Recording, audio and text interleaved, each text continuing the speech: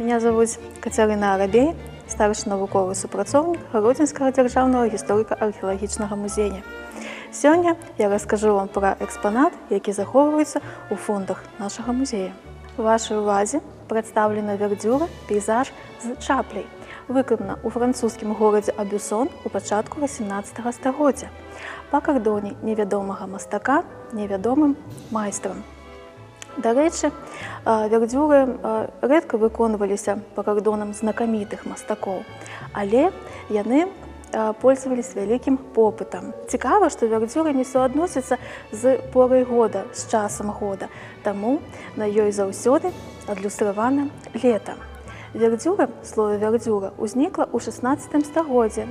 Паходзіць з французскага слова, у перакладзе з якога азначае зелень, лісце, трава. Вердзюра – гэта твор шпалернай вытворчасці, які выкананы ўручную. На ім адлюстраваны жывёлы, птушкі, якія знаходзяцца на раслінным фоне. Пазней слово вердзюра замацавалася за самімі творамі. Дарэчы, вердзюрай можна назваць шпалеру, на якой пераважную частку палатна займае пейзаж. У цэнтральнай частцы знаходзіцца чапля паміж дрэў, на першым плане буйныя кветкі, на другім абрысы замкаў. Такая кампазіцыя была распаўсюджана у канцы 17-го, пачатку 18 стагоддзя. Звернем увагу на бардзюр. Бардзюр выконваў не толькі дэкаратыўную функцыю, але і інфарматыўную. У залежнасці ад майстэрні, якая выконвала шпалеру, яны надзялялі бардзюр знакамі, атрыбутамі, сімваламі. І таму мы можам знаць, у якім горадзе і ў якім часе была выканана шпалера. Напрыклад, бардзюры у шпалерах Абюсона выконваліся на сінім фоне, а у майстэрнях Філетэна на карычневым. Выявы, якія знаходзяцца на бардзюры, маюць сімвалічнае значэнне. У канцы 17-го, пачатку 18 стагоддзя у Абюсоне гірлянда на бардзюры шпалеры мела стандартны склад кветак. Гэта ружы, гваздзікі, тюльпаны, незабудкі, і кожная кветка мае сімвалічнае значэнне. Разгледзім падрабязней бардзюры. Ружовая ружа мае сімвалічнае значэнне. Хрысціянскі сімвал зямнога свету, пакутніцкай смерці, міласэрнасці. Па легендзе, кветка ружы ўзнікла ад кропель крыві Хрыста на Галгофе, а яе шыпы з'яўляюцца сімвалам страсцей Хрыстовых.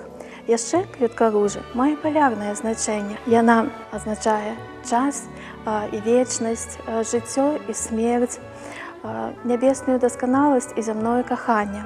Наступнай кветкай, якую адлюстроўваюць на бардзюрах Абюсона, з'яўляецца гваздзіка. Як і ў жыцці, яна мае 5 пялёсткаў. Іх лацінская назва з грэцкай азначае «зеўс» і «кветка». Таму кветку гваздзікі называюць кветкай Бога. Існуе легенда, што яны нагадваюць маленькія цвікі, таму асацыіруюцца з таксама страсцямі Хрыста, страсцямі Гасподня.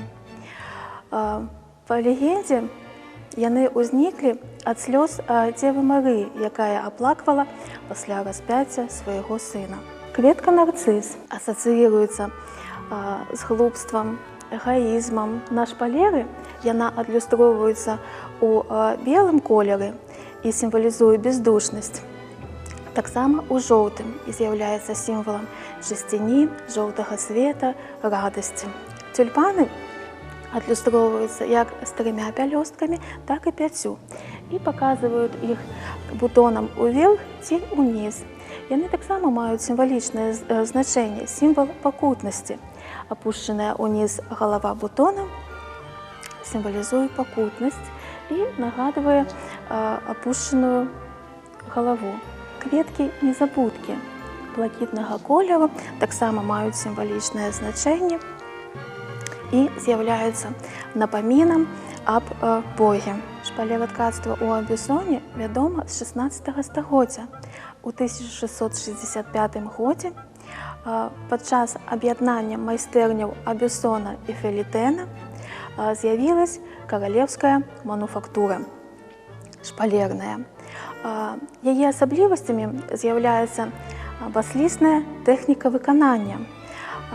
Для гэтага ёй характэрны размяшчэнне асновы ніцей і палатна ў гарызантальнай плоскасці, а кардон клаўся пад ніцямі утка. Шпалеры з'яўляюцца творам дэкаратыўна-прыкладнога мастацтва, але ў розныя часы яна выконвала розныя функцыі. Не толькі была прадметам роскашы і ўпрыгожваннем інтэр'ера, але выконвала практычную функцыю. Яна уцяпляла сцены памяшкання.